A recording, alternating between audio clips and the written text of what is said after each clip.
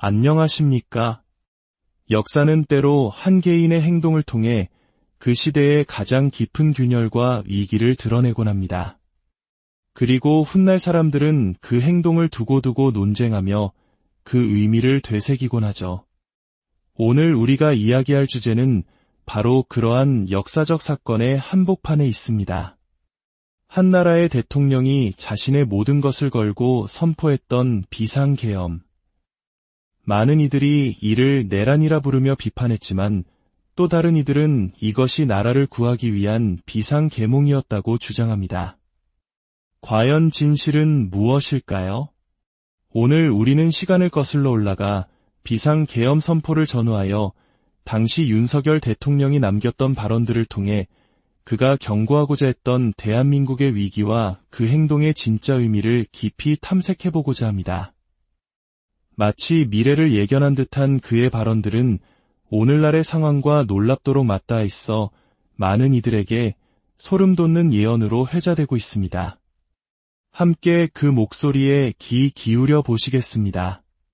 비상계엄이라는 극단적인 선택이 있기 전 윤석열 대통령은 여러 차례에 걸쳐 대한민국이 직면한 위험을 경고했습니다. 그의 목소리에는 절박함이 묻어 있었습니다. 그는 이렇게 말했습니다. 만일 반국가적이고 국헌을 문란시키는 세력이 이 나라를 완전히 장악하게 된다면 과연 어떤 일이 벌어지겠습니까?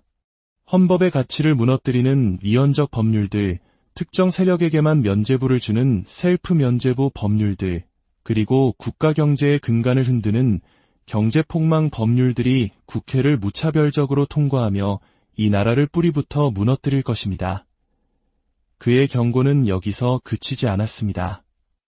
우리의 상과들은 무분별한 태양광 시설로 뒤덮여 파괴될 것이며 대한민국의 안보와 경제의 핵심 축인 한미동맹과 한미일 공조는 다시금 와해될 위기에 처할 것입니다. 북한은 그 틈을 타핵과 미사일 능력을 더욱 고도화하여 우리의 평화로운 삶을 지금보다 훨씬 심각하게 위협할 것입니다. 여러분, 이런 상황에서 대한민국에 과연 미래가 있겠습니까?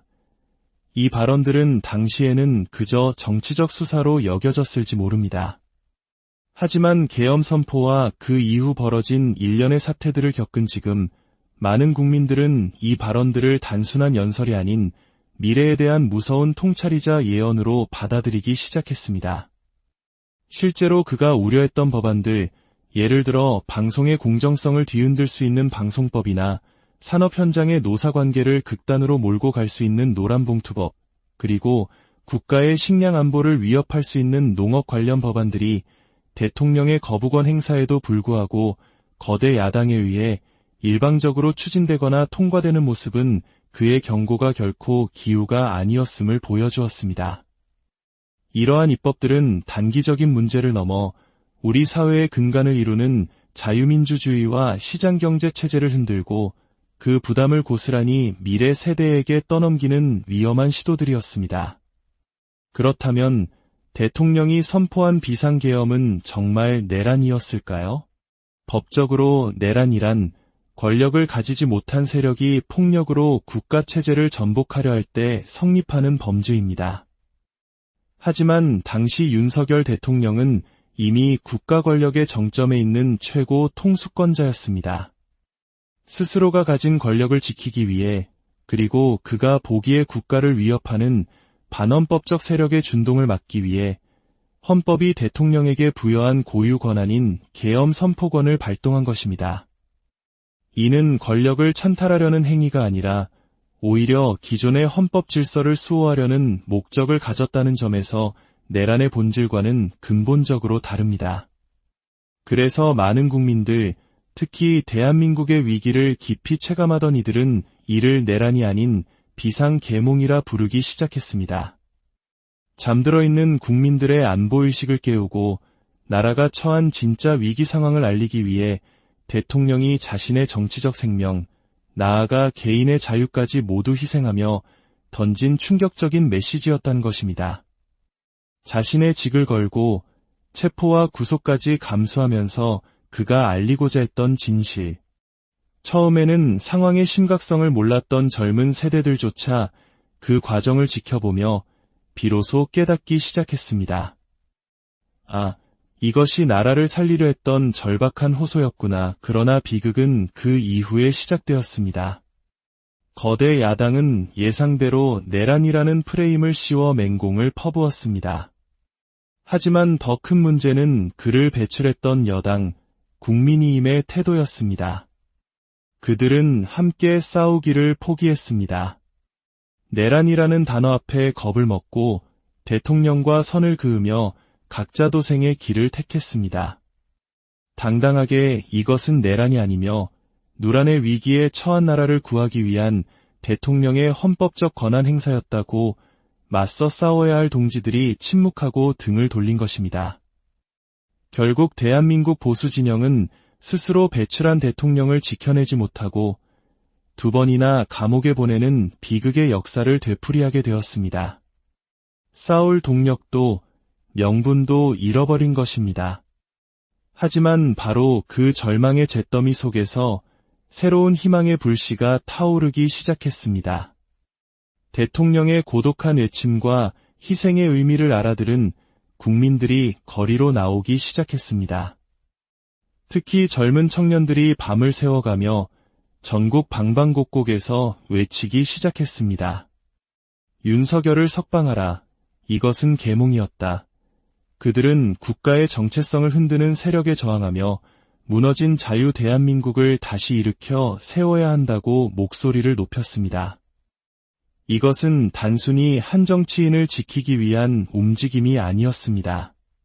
그것은 곧 대한민국이라는 국가 공동체를 지키기 위한 전쟁, 우리 스스로의 미래를 지키기 위한 처절한 싸움의 시작이었습니다. 시간이 흘러 역사는 그날 밤의 비상계엄을 어떻게 기록할까요? 한 대통령의 독단적인 권력 남용으로 기록될까요? 아니면 위기에 처한 조국을 구하기 위해 모든 것을 던졌던 한 지도자의 비극적인 결단으로 기억될까요? 분명한 것은 이 사건이 우리에게 대한민국이라는 나라의 의미와 우리가 지켜야 할 가치가 무엇인지에 대해 그 어느 때보다 깊고 무거운 질문을 던졌다는 사실입니다. 한 지도자의 예언과도 같았던 경고, 그리고 그의 비극적인 선택은 오늘을 살아가는 우리 모두에게 여전히 유효한 과제로 남아 있습니다. 이 이야기를 통해 우리의 현재를 성찰하고 미래를 준비하는 지혜를 얻으시길 바랍니다.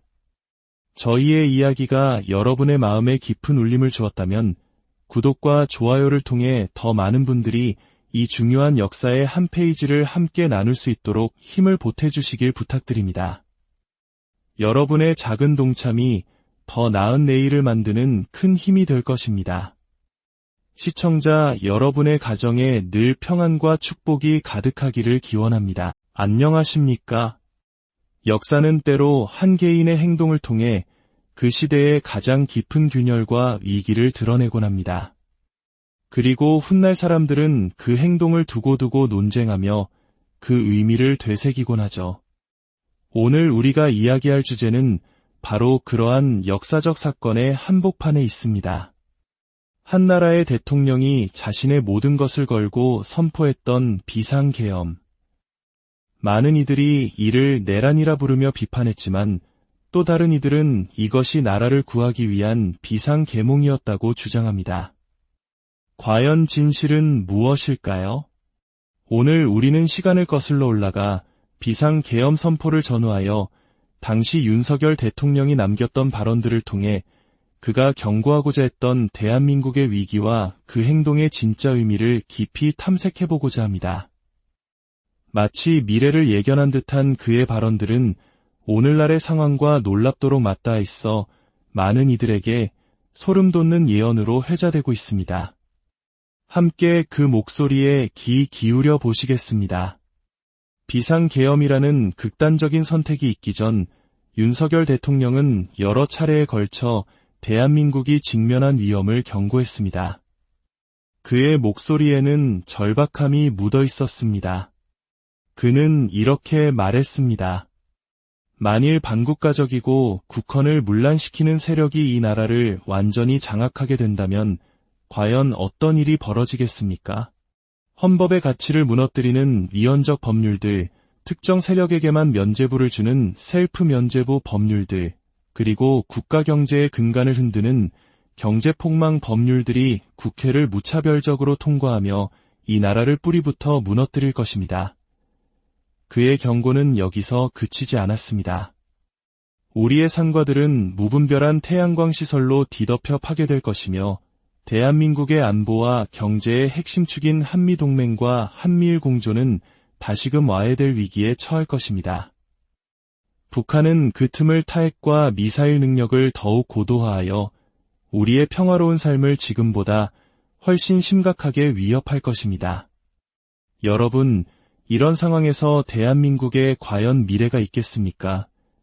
이 발언들은 당시에는 그저 정치적 수사로 여겨졌을지 모릅니다.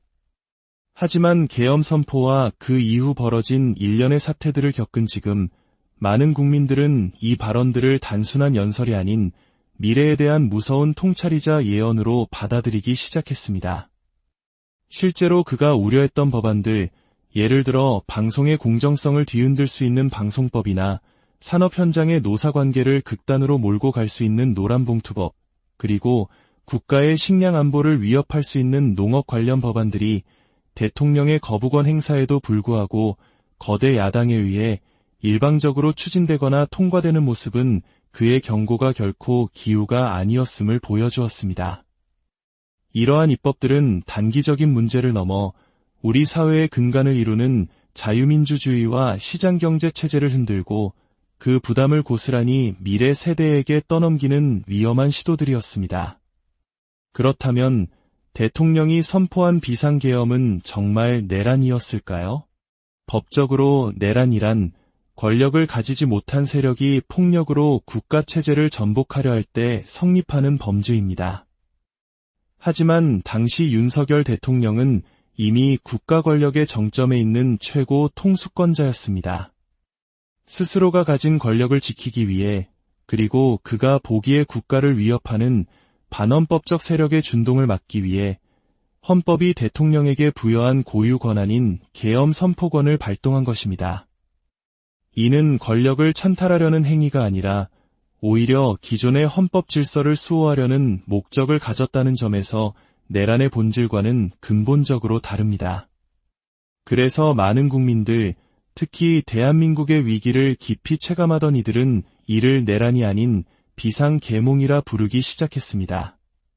잠들어 있는 국민들의 안보의식을 깨우고 나라가 처한 진짜 위기 상황을 알리기 위해 대통령이 자신의 정치적 생명, 나아가 개인의 자유까지 모두 희생하며 던진 충격적인 메시지였다는 것입니다. 자신의 직을 걸고 체포와 구속까지 감수하면서 그가 알리고자 했던 진실.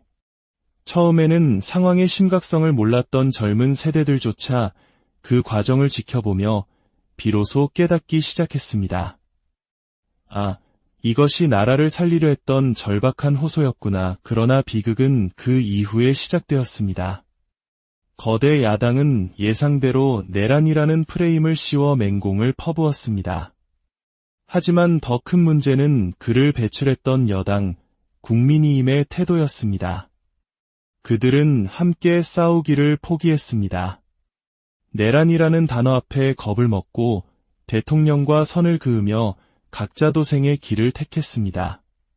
당당하게 이것은 내란이 아니며 누란의 위기에 처한 나라를 구하기 위한 대통령의 헌법적 권한 행사였다고 맞서 싸워야 할 동지들이 침묵하고 등을 돌린 것입니다.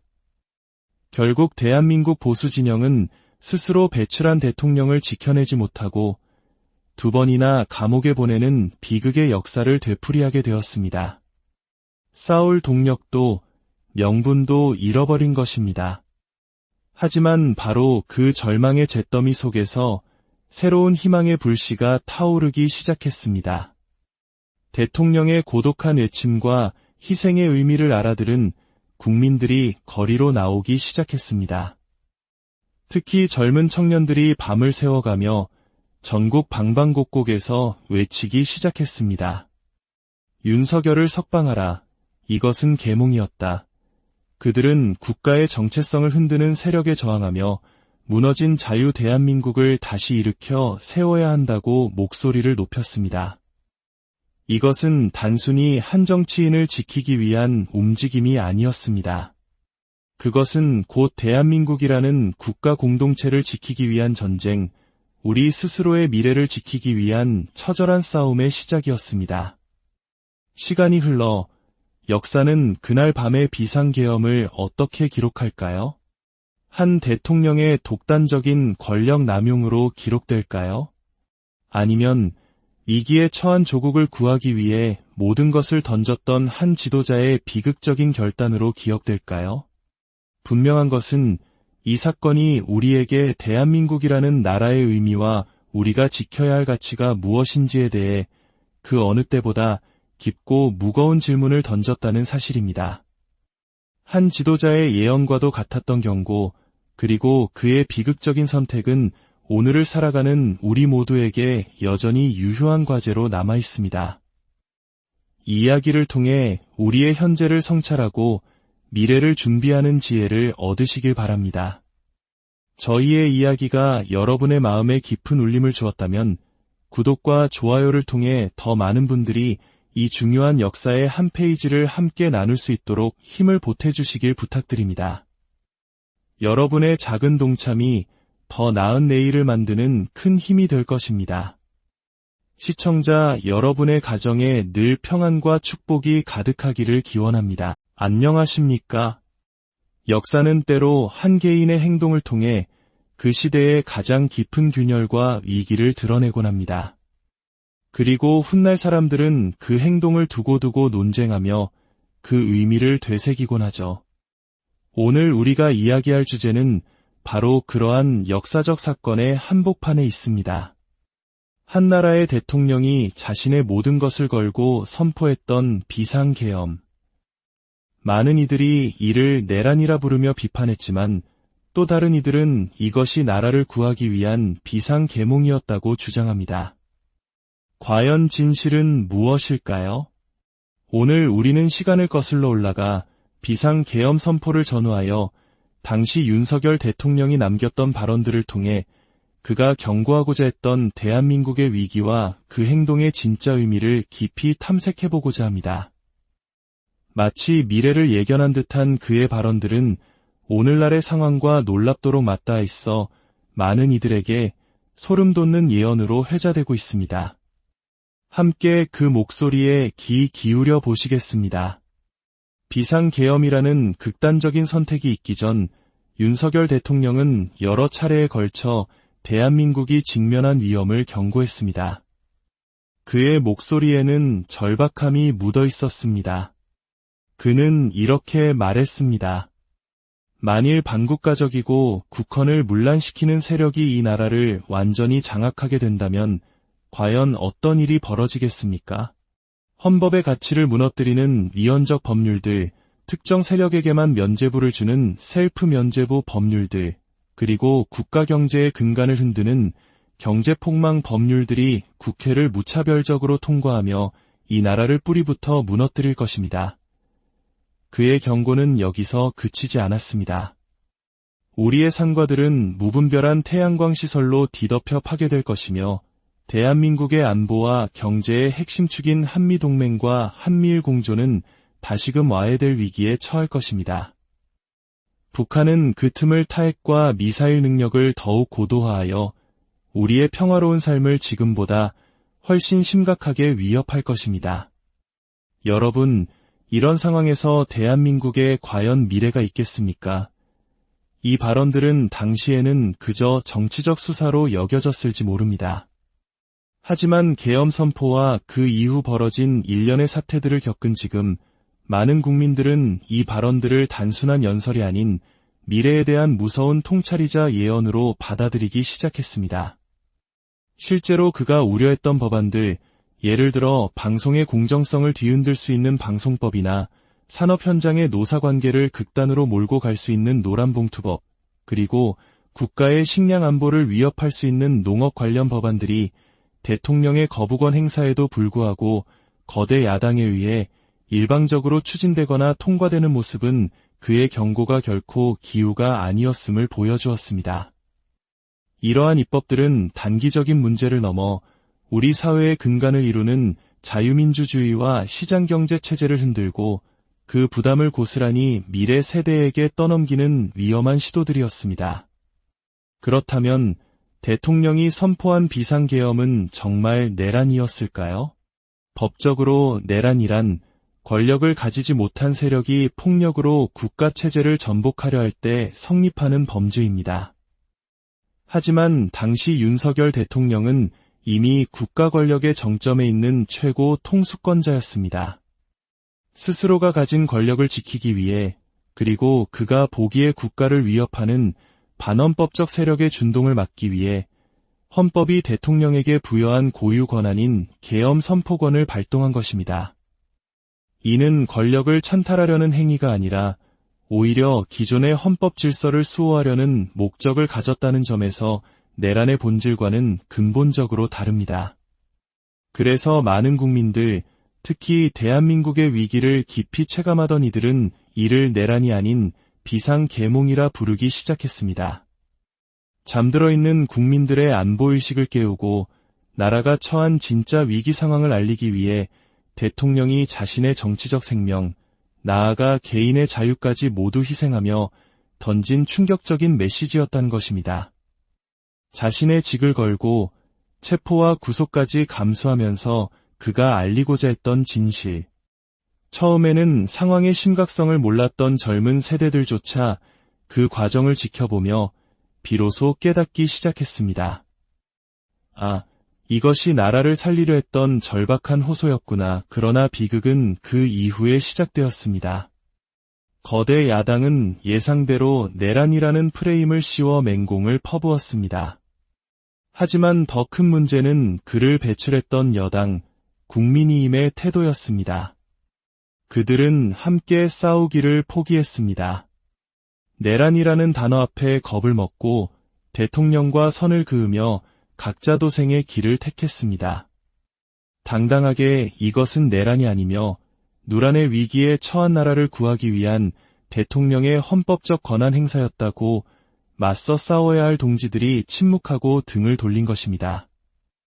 결국 대한민국 보수 진영은 스스로 배출한 대통령을 지켜내지 못하고 두 번이나 감옥에 보내는 비극의 역사를 되풀이하게 되었습니다. 싸울 동력도 명분도 잃어버린 것입니다. 하지만 바로 그 절망의 잿더미 속에서 새로운 희망의 불씨가 타오르기 시작했습니다. 대통령의 고독한 외침과 희생의 의미를 알아들은 국민들이 거리로 나오기 시작했습니다. 특히 젊은 청년들이 밤을 새워가며 전국 방방곡곡에서 외치기 시작했습니다. 윤석열을 석방하라. 이것은 계몽이었다. 그들은 국가의 정체성을 흔드는 세력에 저항하며 무너진 자유 대한민국을 다시 일으켜 세워야 한다고 목소리를 높였습니다. 이것은 단순히 한 정치인을 지키기 위한 움직임이 아니었습니다. 그것은 곧 대한민국이라는 국가 공동체를 지키기 위한 전쟁, 우리 스스로의 미래를 지키기 위한 처절한 싸움의 시작이었습니다. 시간이 흘러 역사는 그날 밤의 비상계엄을 어떻게 기록할까요? 한 대통령의 독단적인 권력 남용으로 기록될까요? 아니면 위기에 처한 조국을 구하기 위해 모든 것을 던졌던 한 지도자의 비극적인 결단으로 기억될까요? 분명한 것은 이 사건이 우리에게 대한민국이라는 나라의 의미와 우리가 지켜야 할 가치가 무엇인지에 대해 그 어느 때보다 깊고 무거운 질문을 던졌다는 사실입니다. 한 지도자의 예언과도 같았던 경고, 그리고 그의 비극적인 선택은 오늘을 살아가는 우리 모두에게 여전히 유효한 과제로 남아 있습니다. 이 이야기를 통해 우리의 현재를 성찰하고 미래를 준비하는 지혜를 얻으시길 바랍니다. 저희의 이야기가 여러분의 마음에 깊은 울림을 주었다면 구독과 좋아요를 통해 더 많은 분들이 이 중요한 역사의 한 페이지를 함께 나눌 수 있도록 힘을 보태주시길 부탁드립니다. 여러분의 작은 동참이 더 나은 내일을 만드는 큰 힘이 될 것입니다. 시청자 여러분의 가정에 늘 평안과 축복이 가득하기를 기원합니다. 안녕하십니까? 역사는 때로 한 개인의 행동을 통해 그 시대의 가장 깊은 균열과 위기를 드러내곤 합니다.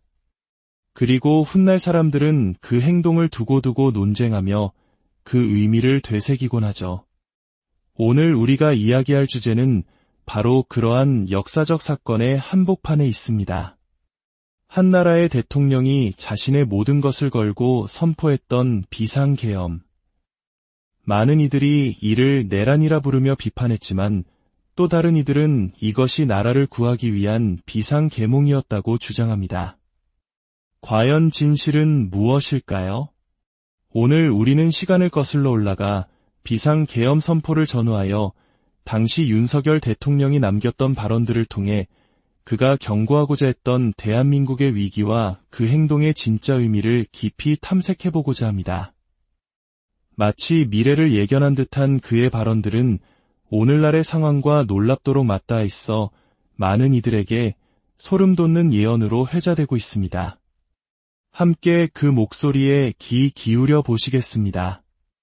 비상계엄이라는 극단적인 선택이 있기 전 윤석열 대통령은 여러 차례에 걸쳐 대한민국이 직면한 위험을 경고했습니다.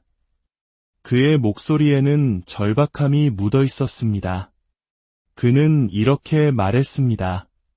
만일 반국가적이고 국헌을 문란시키는 세력이 이 나라를 완전히 장악하게 된다면 과연 어떤 일이 벌어지겠습니까? 헌법의 가치를 무너뜨리는 위헌적 법률들, 특정 세력에게만 면죄부를 주는 셀프 면죄부 법률들, 그리고 국가 경제의 근간을 흔드는 경제폭망 법률들이 국회를 무차별적으로 통과하며 이 나라를 뿌리부터 무너뜨릴 것입니다. 그의 경고는 여기서 그치지 않았습니다. 우리의 상과들은 무분별한 태양광 시설로 뒤덮여 파괴될 것이며 대한민국의 안보와 경제의 핵심축인 한미동맹과 한미일 공조는 다시금 와해될 위기에 처할 것입니다. 북한은 그 틈을 타핵과 미사일 능력을 더욱 고도화하여 우리의 평화로운 삶을 지금보다 훨씬 심각하게 위협할 것입니다. 여러분, 이런 상황에서 대한민국에 과연 미래가 있겠습니까? 이 발언들은 당시에는 그저 정치적 수사로 여겨졌을지 모릅니다. 하지만 계엄 선포와 그 이후 벌어진 일련의 사태들을 겪은 지금 많은 국민들은 이 발언들을 단순한 연설이 아닌 미래에 대한 무서운 통찰이자 예언으로 받아들이기 시작했습니다. 실제로 그가 우려했던 법안들, 예를 들어 방송의 공정성을 뒤흔들 수 있는 방송법이나 산업 현장의 노사관계를 극단으로 몰고 갈 수 있는 노란봉투법, 그리고 국가의 식량 안보를 위협할 수 있는 농업 관련 법안들이 대통령의 거부권 행사에도 불구하고 거대 야당에 의해 일방적으로 추진되거나 통과되는 모습은 그의 경고가 결코 기우가 아니었음을 보여주었습니다. 이러한 입법들은 단기적인 문제를 넘어 우리 사회의 근간을 이루는 자유민주주의와 시장경제 체제를 흔들고 그 부담을 고스란히 미래 세대에게 떠넘기는 위험한 시도들이었습니다. 그렇다면 대통령이 선포한 비상계엄은 정말 내란이었을까요? 법적으로 내란이란 권력을 가지지 못한 세력이 폭력으로 국가체제를 전복하려 할 때 성립하는 범죄입니다. 하지만 당시 윤석열 대통령은 이미 국가 권력의 정점에 있는 최고 통수권자였습니다. 스스로가 가진 권력을 지키기 위해, 그리고 그가 보기에 국가를 위협하는 반헌법적 세력의 준동을 막기 위해 헌법이 대통령에게 부여한 고유 권한인 계엄 선포권을 발동한 것입니다. 이는 권력을 찬탈하려는 행위가 아니라 오히려 기존의 헌법 질서를 수호하려는 목적을 가졌다는 점에서 내란의 본질과는 근본적으로 다릅니다. 그래서 많은 국민들, 특히 대한민국의 위기를 깊이 체감하던 이들은 이를 내란이 아닌 비상계몽이라 부르기 시작했습니다. 잠들어 있는 국민들의 안보의식을 깨우고 나라가 처한 진짜 위기 상황을 알리기 위해 대통령이 자신의 정치적 생명, 나아가 개인의 자유까지 모두 희생하며 던진 충격적인 메시지였다는 것입니다. 자신의 직을 걸고 체포와 구속까지 감수하면서 그가 알리고자 했던 진실. 처음에는 상황의 심각성을 몰랐던 젊은 세대들조차 그 과정을 지켜보며 비로소 깨닫기 시작했습니다. 아, 이것이 나라를 살리려 했던 절박한 호소였구나. 그러나 비극은 그 이후에 시작되었습니다. 거대 야당은 예상대로 내란이라는 프레임을 씌워 맹공을 퍼부었습니다. 하지만 더 큰 문제는 그를 배출했던 여당, 국민의힘의 태도였습니다. 그들은 함께 싸우기를 포기했습니다. 내란이라는 단어 앞에 겁을 먹고 대통령과 선을 그으며 각자 도생의 길을 택했습니다. 당당하게 이것은 내란이 아니며 누란의 위기에 처한 나라를 구하기 위한 대통령의 헌법적 권한 행사였다고 맞서 싸워야 할 동지들이 침묵하고 등을 돌린 것입니다. 결국 대한민국 보수 진영은 스스로 배출한 대통령을 지켜내지 못하고 2번이나 감옥에 보내는 비극의 역사를 되풀이하게 되었습니다. 싸울 동력도 명분도 잃어버린 것입니다. 하지만 바로 그 절망의 잿더미 속에서 새로운 희망의 불씨가 타오르기 시작했습니다. 대통령의 고독한 외침과 희생의 의미를 알아들은 국민들이 거리로 나오기 시작했습니다. 특히 젊은 청년들이 밤을 새워가며 전국 방방곡곡에서 외치기 시작했습니다. 윤석열을 석방하라. 이것은 계몽이었다. 그들은 국가의 정체성을 흔드는 세력에 저항하며 무너진 자유 대한민국을 다시 일으켜 세워야 한다고 목소리를 높였습니다. 이것은 단순히 한 정치인을 지키기 위한 움직임이 아니었습니다. 그것은 곧 대한민국이라는 국가 공동체를 지키기 위한 전쟁, 우리 스스로의 미래를 지키기 위한 처절한 싸움의 시작이었습니다. 시간이 흘러 역사는 그날 밤의 비상계엄을 어떻게 기록할까요? 한 대통령의 독단적인 권력 남용으로 기록될까요? 아니면 위기에 처한 조국을 구하기 위해 모든 것을 던졌던 한 지도자의 비극적인 결단으로 기억될까요? 분명한 것은 이 사건이 우리에게 대한민국이라는 나라의 의미와 우리가 지켜야 할 가치가 무엇인지에 대해 그 어느 때보다 깊고 무거운 질문을 던졌다는 사실입니다. 한 지도자의 예언과도 같았던 경고, 그리고 그의 비극적인 선택은 오늘을 살아가는 우리 모두에게 여전히 유효한 과제로 남아 있습니다. 이 이야기를 통해 우리의 현재를 성찰하고 미래를 준비하는 지혜를 얻으시길 바랍니다. 저희의 이야기가 여러분의 마음에 깊은 울림을 주었다면 구독과 좋아요를 통해 더 많은 분들이 이 중요한 역사의 한 페이지를 함께 나눌 수 있도록 힘을 보태주시길 부탁드립니다. 여러분의 작은 동참이 더 나은 내일을 만드는 큰 힘이 될 것입니다. 시청자 여러분의 가정에 늘 평안과 축복이 가득하기를 기원합니다. 안녕하십니까? 역사는 때로 한 개인의 행동을 통해 그 시대의 가장 깊은 균열과 위기를 드러내곤 합니다. 그리고 훗날 사람들은 그 행동을 두고두고 논쟁하며 그 의미를 되새기곤 하죠. 오늘 우리가 이야기할 주제는 바로 그러한 역사적 사건의 한복판에 있습니다. 한 나라의 대통령이 자신의 모든 것을 걸고 선포했던 비상계엄. 많은 이들이 이를 내란이라 부르며 비판했지만 또 다른 이들은 이것이 나라를 구하기 위한 비상계몽이었다고 주장합니다. 과연 진실은 무엇일까요? 오늘 우리는 시간을 거슬러 올라가 비상계엄 선포를 전후하여 당시 윤석열 대통령이 남겼던 발언들을 통해 그가 경고하고자 했던 대한민국의 위기와 그 행동의 진짜 의미를 깊이 탐색해보고자 합니다. 마치 미래를 예견한 듯한 그의 발언들은 오늘날의 상황과 놀랍도록 맞닿아 있어 많은 이들에게 소름 돋는 예언으로 회자되고 있습니다. 함께 그 목소리에 귀 기울여 보시겠습니다. 비상계엄이라는 극단적인 선택이 있기 전 윤석열 대통령은 여러 차례에 걸쳐 대한민국이 직면한 위험을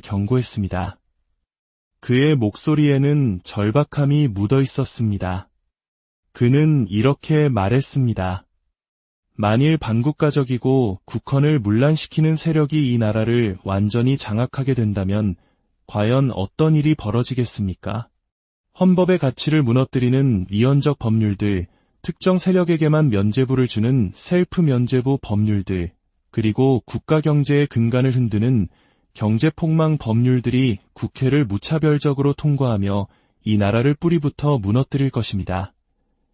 그의 경고는 여기서 그치지 않았습니다. 우리의 상과들은 무분별한 태양광 시설로 뒤덮여 파괴될 것이며 대한민국의 안보와 경제의 핵심축인 한미동맹과 한미일 공조는 다시금 와해될 위기에 처할 것입니다. 북한은 그 틈을 타핵과 미사일 능력을 더욱 고도화하여 우리의 평화로운 삶을 지금보다 훨씬 심각하게 위협할 것입니다. 여러분, 이런 상황에서 대한민국에 과연 미래가 있겠습니까? 이 발언들은 당시에는 그저 정치적 수사로 여겨졌을지 모릅니다. 하지만 계엄 선포와 그 이후 벌어진 일련의 사태들을 겪은 지금 많은 국민들은 이 발언들을 단순한 연설이 아닌 미래에 대한 무서운 통찰이자 예언으로 받아들이기 시작했습니다.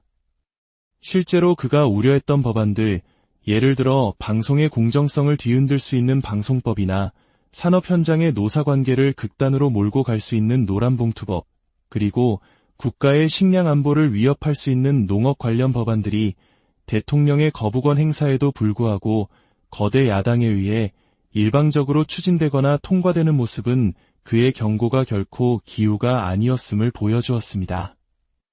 이러한 입법들은 단기적인 문제를 넘어 우리 사회의 근간을 이루는 자유민주주의와 시장경제 체제를 흔들고 그 부담을 고스란히 미래 세대에게 떠넘기는 위험한 시도들이었습니다. 그렇다면 대통령이 선포한 비상계엄은 정말 내란이었을까요? 법적으로 내란이란 권력을 가지지 못한 세력이 폭력으로 국가체제를 전복하려 할 때 성립하는 범죄입니다. 하지만 당시 윤석열 대통령은 이미 국가 권력의 정점에 있는 최고 통수권자였습니다. 스스로가 가진 권력을 지키기 위해, 그리고 그가 보기에 국가를 위협하는 반헌법적 세력의 준동을 막기 위해 헌법이 대통령에게 부여한 고유 권한인 계엄 선포권을 발동한 것입니다. 이는 권력을 찬탈하려는 행위가 아니라 오히려 기존의 헌법 질서를 수호하려는 목적을 가졌다는 점에서 내란의 본질과는 근본적으로 다릅니다. 그래서 많은 국민들, 특히 대한민국의 위기를 깊이 체감하던 이들은 이를 내란이 아닌 비상계몽이라 부르기 시작했습니다. 잠들어 있는 국민들의 안보의식을 깨우고 나라가 처한 진짜 위기 상황을 알리기 위해 대통령이 자신의 정치적 생명, 나아가 개인의 자유까지 모두 희생하며 던진 충격적인 메시지였다는 것입니다. 자신의 직을 걸고 체포와 구속까지 감수하면서 그가 알리고자 했던 진실. 처음에는 상황의 심각성을 몰랐던 젊은 세대들조차 그 과정을 지켜보며 비로소 깨닫기 시작했습니다. 아, 이것이 나라를 살리려 했던 절박한 호소였구나. 그러나 비극은 그 이후에 시작되었습니다. 거대 야당은 예상대로 내란이라는 프레임을 씌워 맹공을 퍼부었습니다. 하지만 더 큰 문제는 그를 배출했던 여당, 국민의힘의 태도였습니다. 그들은 함께 싸우기를 포기했습니다. 내란이라는 단어 앞에 겁을 먹고 대통령과 선을 그으며 각자 도생의 길을 택했습니다. 당당하게 이것은 내란이 아니며 누란의 위기에 처한 나라를 구하기 위한 대통령의 헌법적 권한 행사였다고 맞서 싸워야 할 동지들이 침묵하고 등을 돌린 것입니다. 결국 대한민국 보수 진영은 스스로 배출한 대통령을 지켜내지 못하고 두 번이나 감옥에 보내는 비극의 역사를 되풀이하게 되었습니다. 싸울 동력도 명분도 잃어버린 것입니다. 하지만 바로 그 절망의 잿더미 속에서 새로운 희망의 불씨가 타오르기 시작했습니다. 대통령의 고독한 외침과 희생의 의미를 알아들은 국민들이 거리로 나오기 시작했습니다. 특히 젊은 청년들이 밤을 새워가며 전국 방방곡곡에서 외치기 시작했습니다. 윤석열을 석방하라. 이것은 계몽이었다. 그들은 국가의 정체성을 흔드는 세력에 저항하며 무너진 자유 대한민국을 다시 일으켜 세워야 한다고 목소리를 높였습니다. 이것은 단순히 한 정치인을 지키기 위한 움직임이 아니었습니다. 그것은 곧 대한민국이라는 국가 공동체를 지키기 위한 전쟁, 우리 스스로의 미래를 지키기 위한 처절한 싸움의 시작이었습니다. 시간이 흘러 역사는 그날 밤의 비상계엄을 어떻게 기록할까요?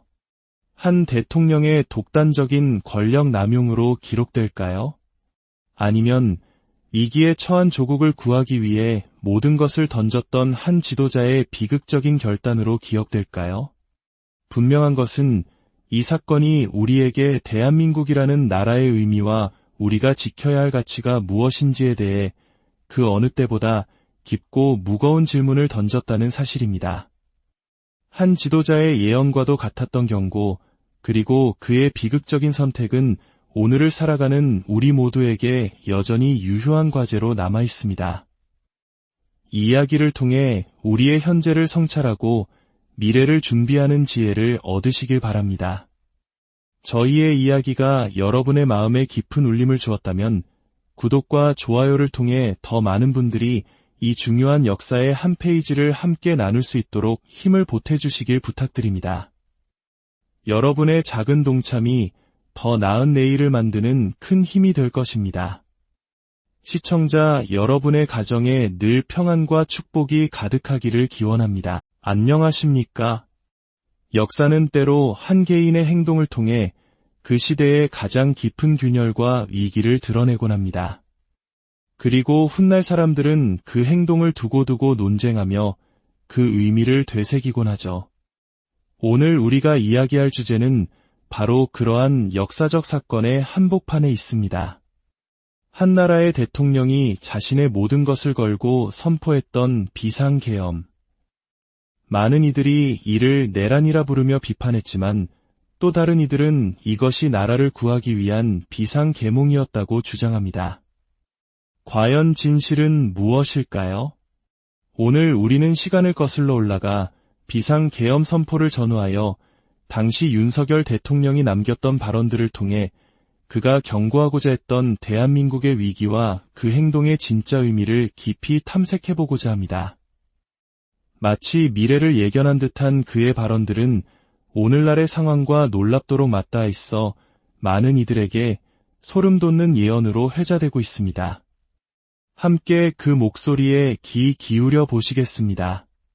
비상계엄이라는 극단적인 선택이 있기 전 윤석열 대통령은 여러 차례에 걸쳐 대한민국이 직면한 위험을 경고했습니다.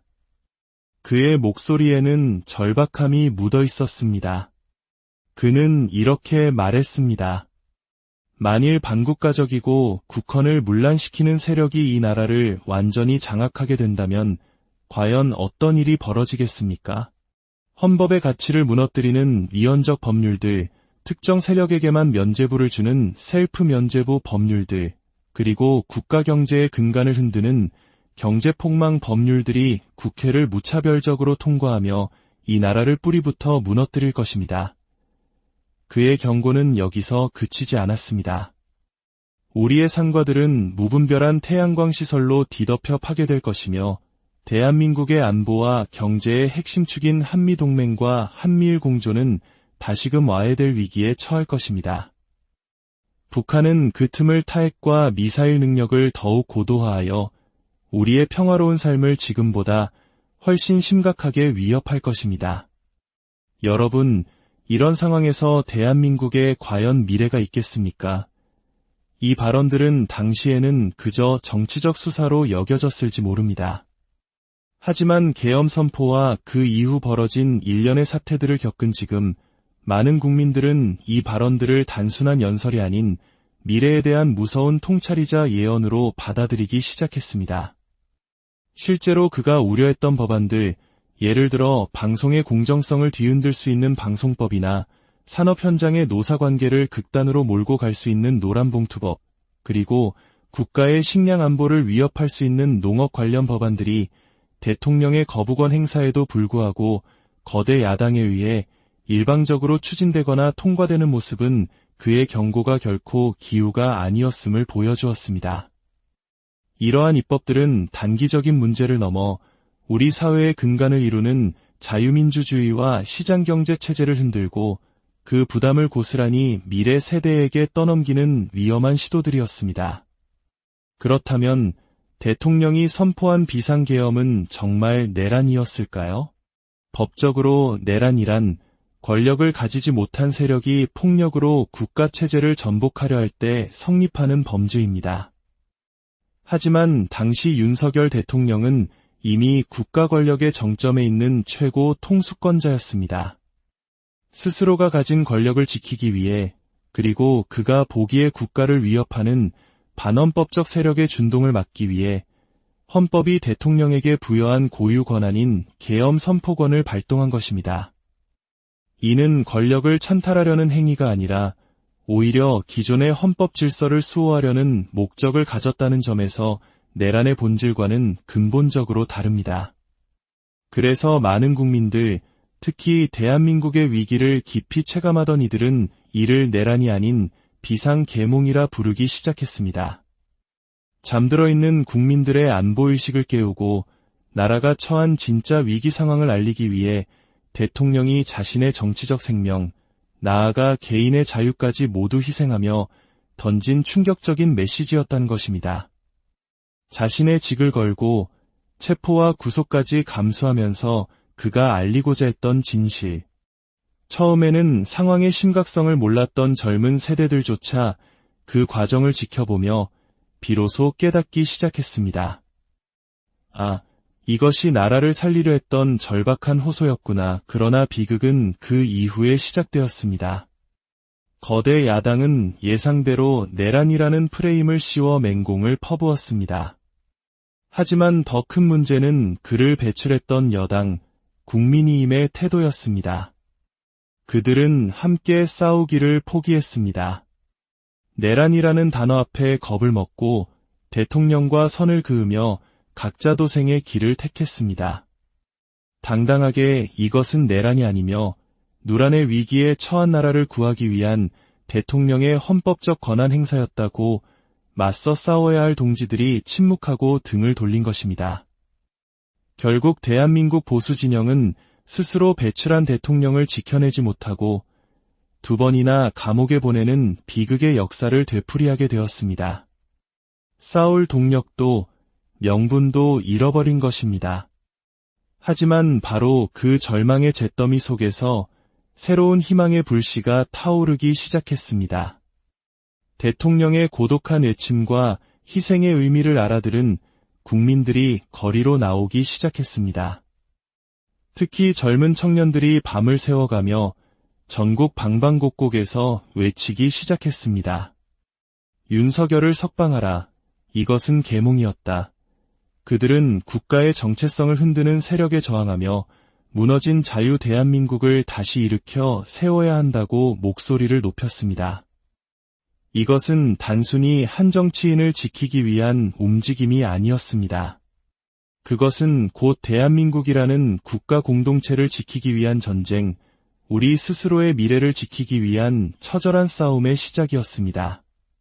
시간이 흘러 역사는 그날 밤의 비상계엄을 어떻게 기록할까요?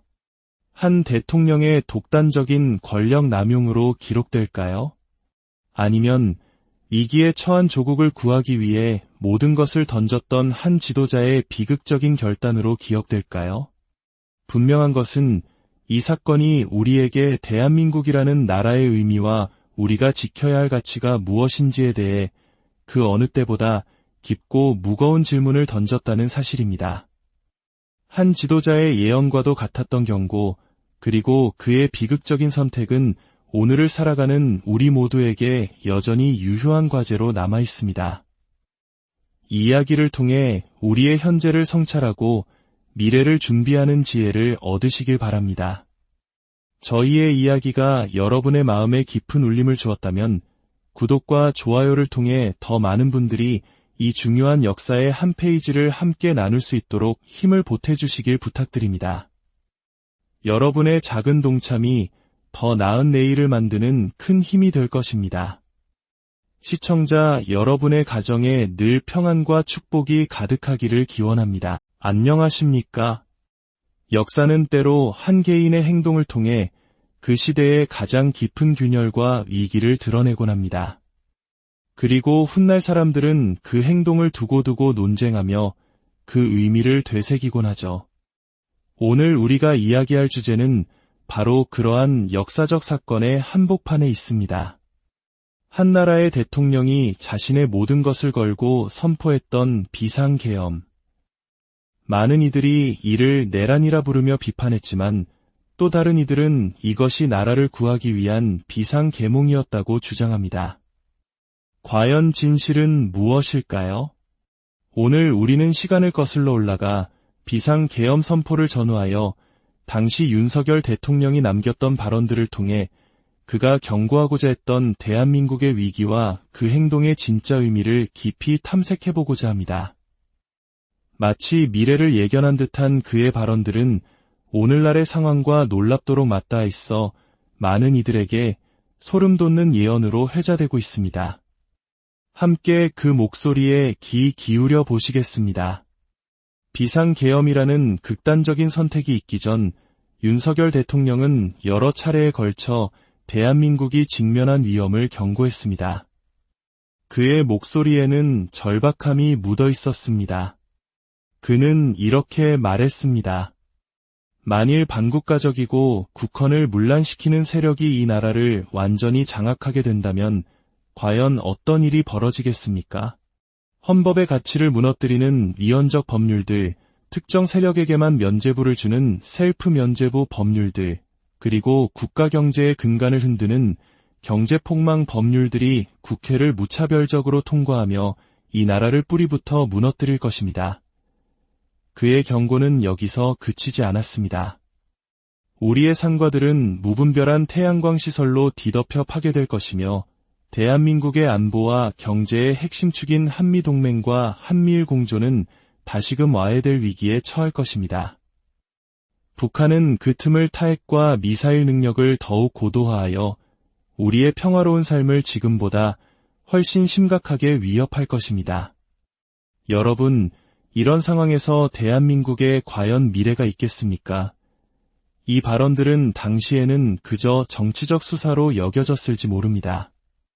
하지만 계엄 선포와 그 이후 벌어진 일련의 사태들을 겪은 지금 많은 국민들은 이 발언들을 단순한 연설이 아닌 미래에 대한 무서운 통찰이자 예언으로 받아들이기 시작했습니다.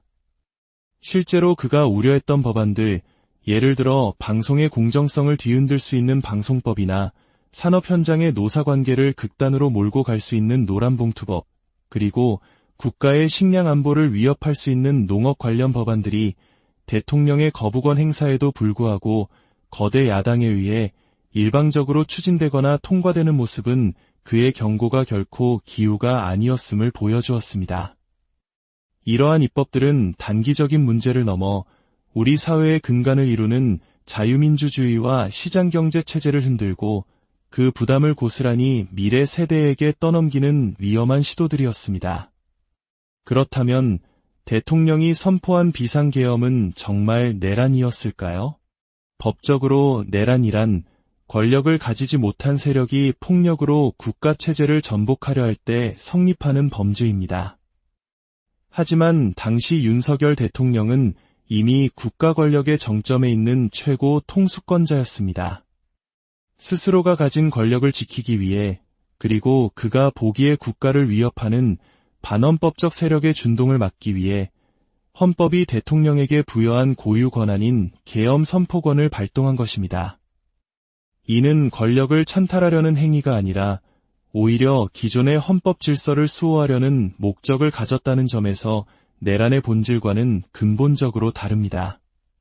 그래서 많은 국민들, 특히 대한민국의 위기를 깊이 체감하던 이들은 이를 내란이 아닌 비상계몽이라 부르기 시작했습니다.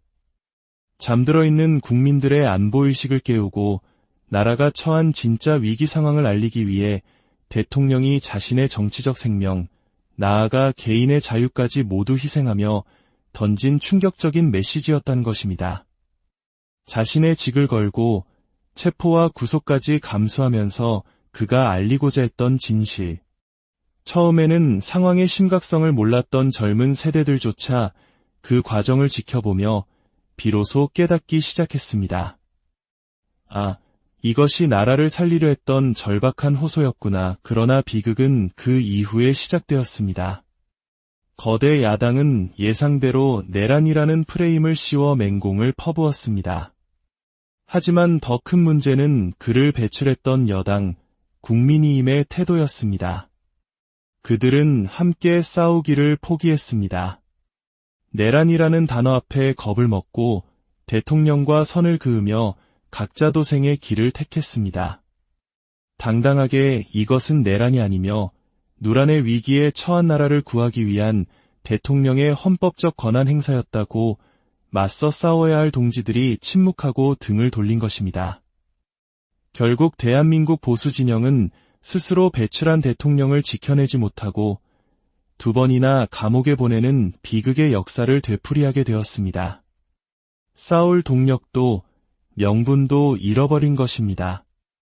하지만 바로 그 절망의 잿더미 속에서 새로운 희망의 불씨가 타오르기 시작했습니다. 대통령의 고독한 외침과 희생의 의미를 알아들은 국민들이 거리로 나오기 시작했습니다.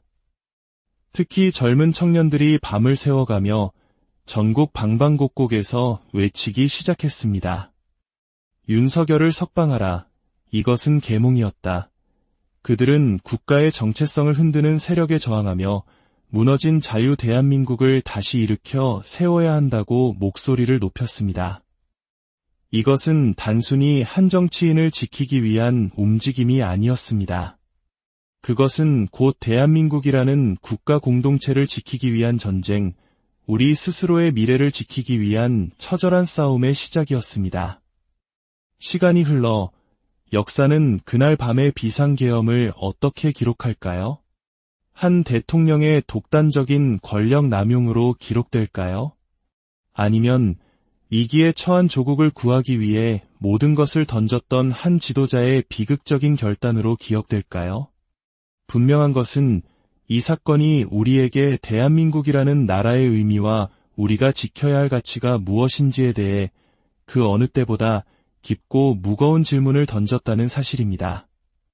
한 지도자의 예언과도 같았던 경고, 그리고 그의 비극적인 선택은 오늘을 살아가는 우리 모두에게 여전히 유효한 과제로 남아 있습니다. 이 이야기를 통해 우리의 현재를 성찰하고 미래를 준비하는 지혜를 얻으시길 바랍니다. 저희의 이야기가 여러분의 마음에 깊은 울림을 주었다면 구독과 좋아요를 통해 더 많은 분들이 이 중요한 역사의 한 페이지를 함께 나눌 수 있도록 힘을 보태주시길 부탁드립니다. 여러분의 작은 동참이 더 나은 내일을 만드는 큰 힘이 될 것입니다. 시청자 여러분의 가정에 늘 평안과 축복이 가득하기를 기원합니다. 안녕하십니까? 역사는 때로 한 개인의 행동을 통해 그 시대의 가장 깊은 균열과 위기를 드러내곤 합니다. 그리고 훗날 사람들은 그 행동을 두고두고 논쟁하며 그 의미를 되새기곤 하죠. 오늘 우리가 이야기할 주제는 바로 그러한 역사적 사건의 한복판에 있습니다. 한 나라의 대통령이 자신의 모든 것을 걸고 선포했던 비상계엄. 많은 이들이 이를 내란이라 부르며 비판했지만 또 다른 이들은 이것이 나라를 구하기 위한 비상계몽이었다고 주장합니다. 과연 진실은 무엇일까요? 오늘 우리는 시간을 거슬러 올라가 비상계엄 선포를 전후하여 당시 윤석열 대통령이 남겼던 발언들을 통해 그가 경고하고자 했던 대한민국의 위기와 그 행동의 진짜 의미를 깊이 탐색해보고자 합니다. 마치 미래를 예견한 듯한 그의 발언들은 오늘날의 상황과 놀랍도록 맞닿아 있어 많은 이들에게 소름 돋는 예언으로 회자되고 있습니다. 함께 그 목소리에 귀 기울여 보시겠습니다. 비상계엄이라는 극단적인 선택이 있기 전 윤석열 대통령은 여러 차례에 걸쳐 대한민국이 직면한 위험을 경고했습니다. 그의 목소리에는 절박함이 묻어 있었습니다. 그는 이렇게 말했습니다. 만일 반국가적이고 국헌을 문란시키는 세력이 이 나라